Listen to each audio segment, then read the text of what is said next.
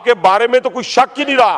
एक रात एक दिन रख। सर ये तो इस कदर बेहिस, इस कदर बेशरम, बेहया, सर मैं तो समझती हूँ तो मुसलमान कहना भी जायज नहीं है। यहाँ पे आप आंखें दिखाते हैं। हाँ, आप डी चौक में अकेला छोड़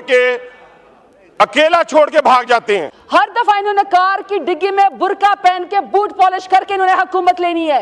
आप वालदा मोहतरमा को छोड़ के भाग गए। पर मुश्किल वक्त आता है, ये जूते छोड़ के लंदन भाग जाते हैं, दुबई भाग जाते हैं, जद्दा भाग जाते हैं। तो रिजाइन करें, सुबह आज रात को रिजाइन करें। 26 नवंबर को निहत्ते लोगों के ऊपर डी चौक में आपने गोली क्यों चलाई? अस्सलाम वालेकुम नाज़रीन इकराम, कौमी असम्बली में एक और शदीद किस्म की लड़ाई, जरताज गुल की लड़ाई आज हनीफ अब्बासी के साथ इतने सख्त किस्म के अल्फाज कौमी असम्बली के अंदर इस्तेमाल किए गए कि अरकान असम्बली की जानब से कानों में उंगलियां दे दी गई। आपको मुकम्मल वीडियो दिखाते हैं। माजी के अंदर आपको याद होगा जब जरताज गुल के खिलाफ नाजेबा अल्फाज कहे गए थे चीमा साहब की तरफ से, आज भी इंतहाई सख्त किस्म के अल्फाज सामने आया। आप वीडियो देखिए, फिर इस पर बात करते हैं। सर आप भी शाह हैं, हम सब मुसलमान हैं।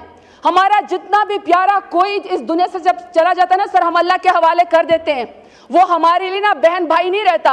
हमने उसका जनाजा पढ़ के मुसलमानों ने के नाते उसको कब्र के नीचे, मट्टी के नीचे देना होता है। सर ये तो इस कदर बेहिस हुकूमत है, इस कदर बेशरम, बेहया हुकूमत है।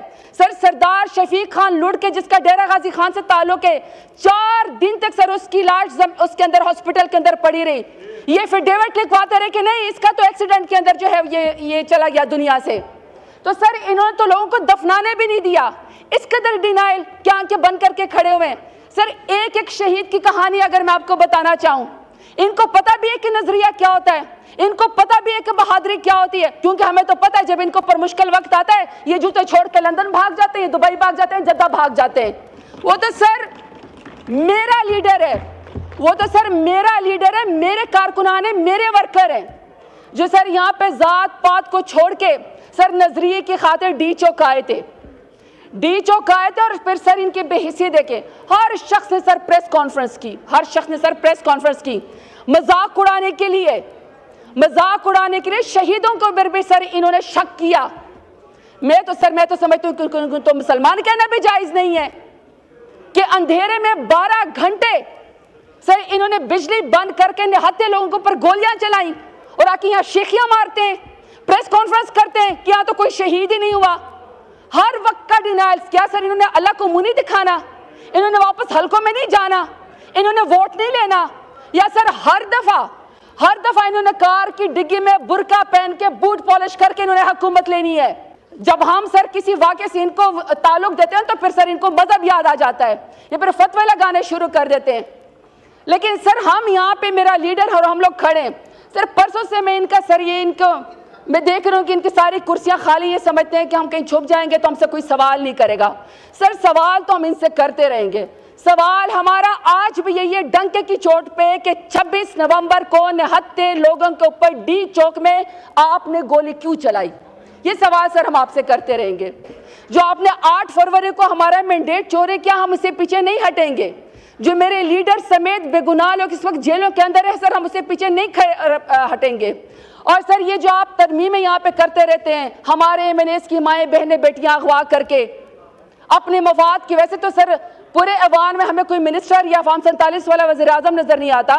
सर जिस दिन किसी के कहने के ऊपर इन्होंने यहाँ पे शफून मारना होता है इनके ऊपर, तो सर तो माशाल्लाह फिर भेड़ बकरों की तरह यहाँ पे सारे मौजूद होते, लाइन हाजिर करके आँख के नीचे झुका के सारे मौजूद होते। तो सर जब मेरे लीडर ने डायलॉग बात की ना, तो ये तो समझे हमारी शायद कोई कमजोरी है, हमारी मेच्योरिटी है। आप शेखियां मार रहे हैं, आप मेच्योरिटी का मुजाहरा नहीं कर रहे, वरना तो पब्लिक जो पावर है आज भी हमारे पास है। 9 मई की जो तस्बीह है ना, वो पढ़ना छोड़ दें। हर रोज सर तस्बीह पढ़ते 9 मई की। 9 मई का मुद्दा भी सर इन्होंने बड़ी कोशिश की हमारे ऊपर डाल दें। सर उसका जो जिसको सजा देनी थी आपने दे दी, और बेगुनाह लोगों को आपने अभी तक जेल में रखा हुआ है। आजकल इन्होंने एक और भी sir general retired Faiz Hamid साहब की भी तस्बीह पढ़नी शुरू की है।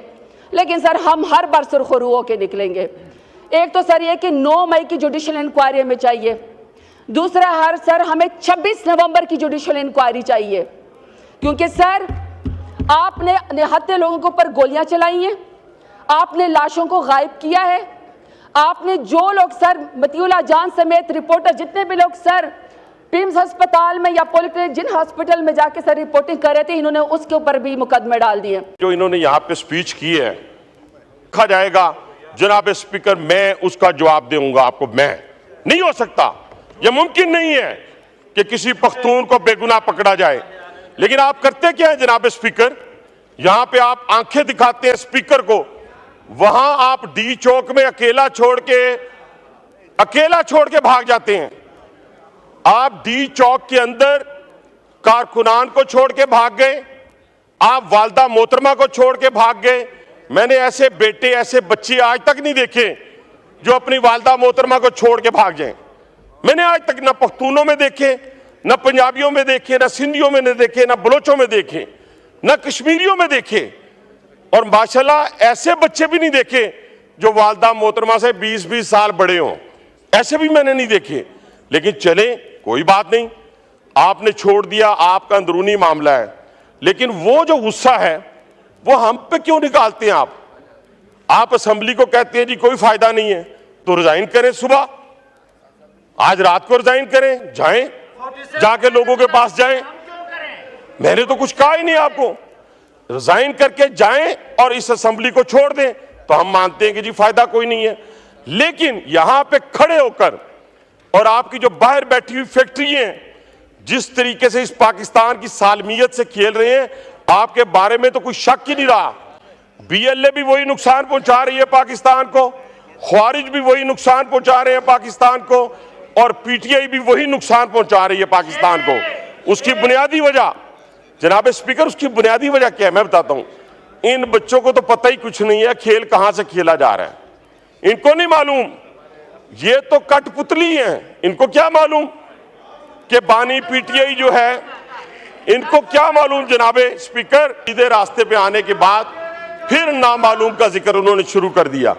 और मैंने उन्हें कहा, मेरे दोस्तों, मेरे भाइयों, आपकी सारी बुनियादें जो हैं, इस मुल्क को खोखला करने की बुनियादें मेरे दादाबू ने नहीं रखी है, अल्हम्दुलिल्लाह, ये इनके दादाबू ने रखी है सारी की सारी बुनियादें। ये कल भी जो सकूते ढाका के ऊपर बात कर रहे थे, हमारी आने वाली नस्लों को, हमारे बच्चों को झूठ पर मबनी इनकी जितनी लिस्ट आई है मिसिंग पर्सन की, जनाब स्पीकर, आए इनसे कहें यहाँ पे एक एक का नाम लें। नाज़रीन इकराम, आपने वीडियो देखी हनीफ अब्बासी और ज़रताज गुल के दरमियान कौमी असम्बली के फ्लोर पर शदीद किस्म की लड़ाई और इंतहाई सख्त अल्फाज दोनों एतराफ़ से इस्तेमाल किए गए। अरकान असम्बली हैरान रह गए, ख़ास तौर पर डी चौक के हवाले से हनीफ अब्बासी ने जो कुछ कहा कि आप अपनी अम्मी जान को वहाँ छोड़कर भाग गए, जिस पर ज़रताज गुल सीखपा होकर खड़ी होगी और कहा कि तुम्हारी जुर्रत कैसी हुई, तुम लोग कफन चोर हो, लाश चोर हो, तुम लोगों को शर्म आनी चाहिए। मुल्क के साथ जो कुछ सलूक आपने बर्पा किए रखा है वो पूरी दुनिया के सामने है। ज़रताज गुल को रोकना मुश्किल हो गया।